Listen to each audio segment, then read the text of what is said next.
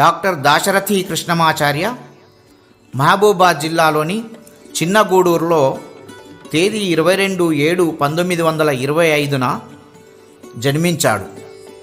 తేదీ 5/11/1987 మరణించాడు. నాటి పాలకులపై ప్రజా వ్యతిరేక పోరాటాల్లో ఆచరణాత్మక వైఖరితో ప్రజలను చైతన్యవంతం చేసిన ఉద్యమ కవి. నా గీతావళి ఎంత దూరం ప్రయాణం బౌనో అందాక ఈ భూగోళంబునకు అగ్గిపెట్టెదనన్నాడు. నిజాంకు వ్యతిరేకంగా పద్యాలను జైలు గోడల మీద రాసిన ధీరుడు.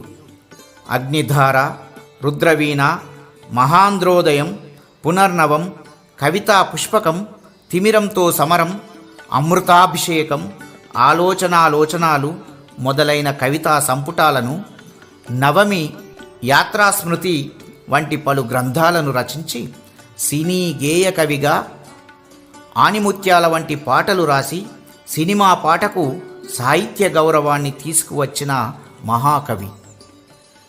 తెలుగులో గజల్ ప్రక్రియకు ప్రాణం పోసిన దాశరథి 1961లో గాలిబ్ గజల్లను అనువదించాడు.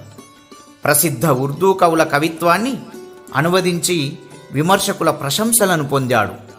తెలుగు సాహిత్యానికి చేసిన సేవకుగాను ఆంధ్రప్రదేశ్ సాహిత్య అకాడమీ అవార్డు 1967లో, కేంద్ర సాహిత్య అకాడమీ అవార్డు 1974లో అందుకున్నాడు.